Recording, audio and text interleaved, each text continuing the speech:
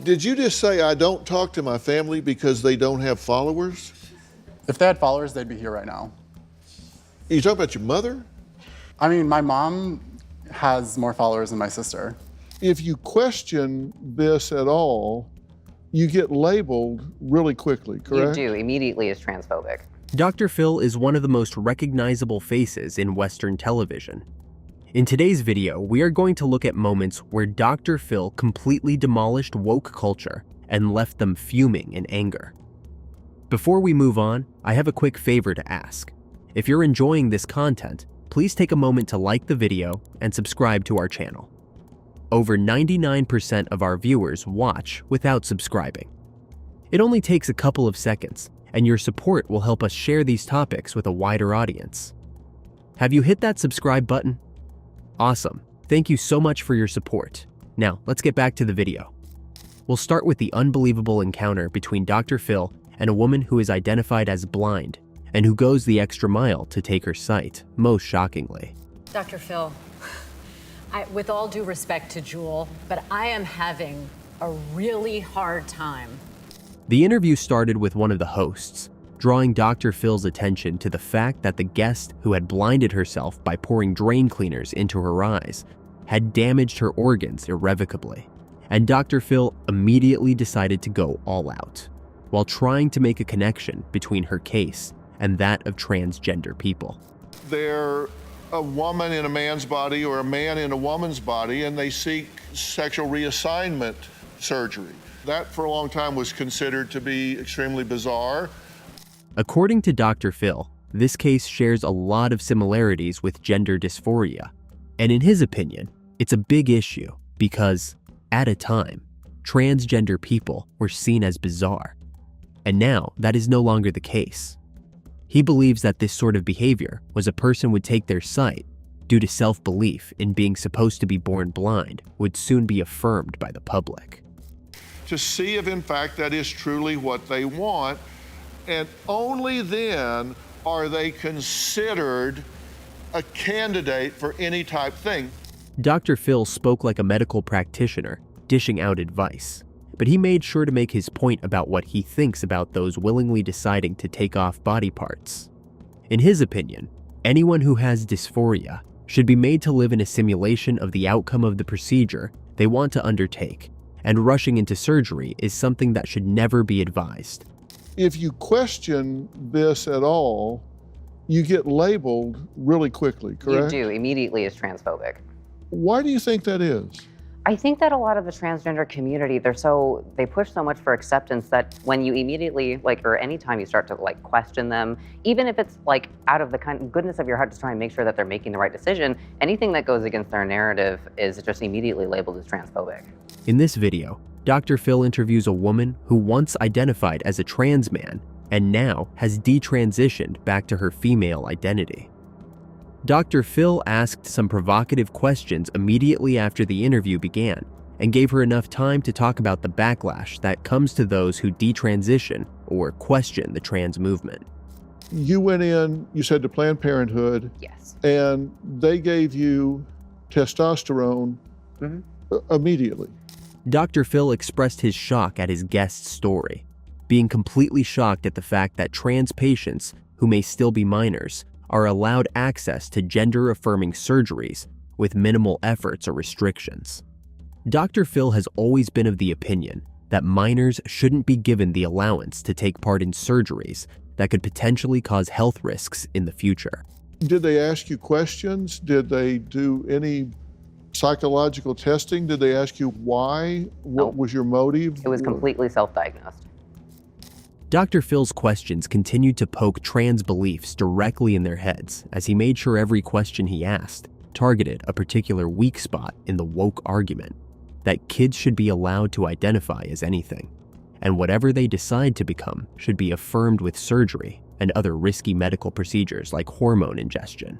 It can be a miserable way to live if that's what they're experiencing, and there are criteria for that, and one of the criteria is time, that is persistent across time, but you didn't have any of those criteria. You didn't demonstrate that, you didn't document that, you didn't have any professional that documented that. In this next interview, Dr. Phil went out to destroy his woke guest in a tense moment that has gone on to become one of the most talked about Dr. Phil moments. Why this happened will shock you. You say you want to inspire LGBTQ kids, right? And you want to inspire them how? Well, basically I want to build the platform first, and I'll kind of do anything it takes to get there, but I just want to show people that there is someone out there like them, and you can kind of be crazy and still be LGBTQ. And Although the interview started on a weird note, Dr. Phil still tried to keep the situation under control by asking questions in his signature slow-paced mode. But as the interview progressed, things went completely haywire. They're irrelevant? None of them have followers. If they got followers or got rich, I'd probably talk to them again. Now, hang on a minute. Did you just say I don't talk to my family because they don't have followers? Dr. Phil couldn't help but express his shock at the LGBT youth who began talking down on his family members simply because they do not have as many followers as he did. According to Dr. Phil, fame and fortune don't stand as a reason to denounce family values, something Dr. Phil has to emphasize in many videos as one of the major problems brought to society by the woke culture.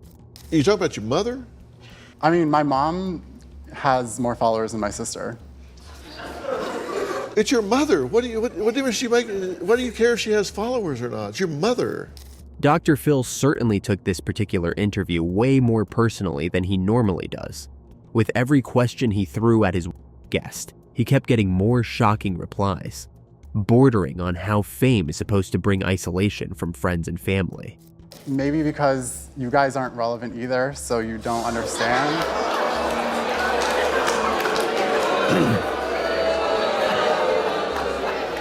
Dr. Phil couldn't take any more of the woke comments coming from his LGBT guest, who went directly for the audience, calling them irrelevant. Dr. Phil decided to call out the kids from what he believed was a delusion of grandeur imposed on them by the woke left. Maybe I'm out of sync, I guess, because I didn't know you till today. And if you got to wear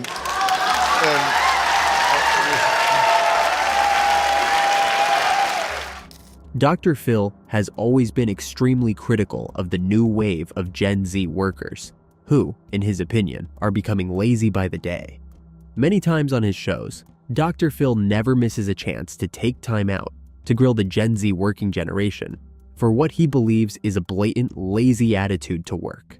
What do you do about the tremors and seizures if they put their phone down? 'Cause don't they start shaking? Right, you gotta have good insurance, but yes, it's a problem. You actually walked in. Dr. Phil went all out to ask about different instances of these Gen Z workers displaying their complete laziness in various workplaces. And according to Phil, it all boiled down to the woke mindset of the Gen Z generation, which has completely abandoned traditional values.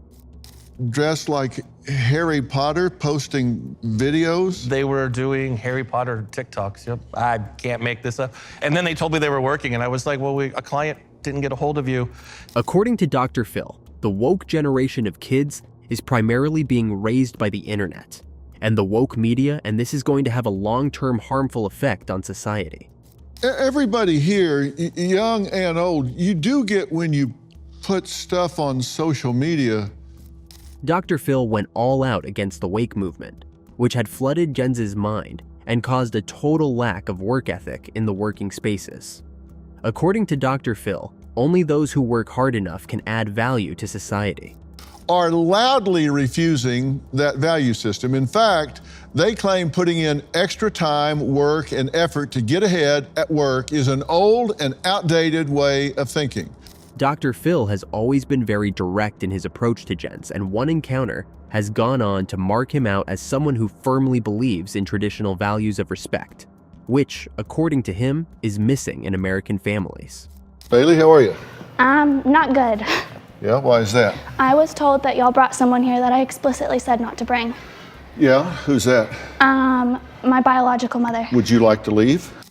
During the beginning of the interview, Dr. Phil made it obvious that he wasn't going to be bossed around by anyone, and he made sure he was certainly understood before he took the show any further. Because you can certainly leave, because nobody tells me who to put on my show, including you. Okay. So if you don't. No, it's all right. If you think And when things began to look like it was getting out of hand, Dr. was forced to shut it all down in order to maintain control of the show.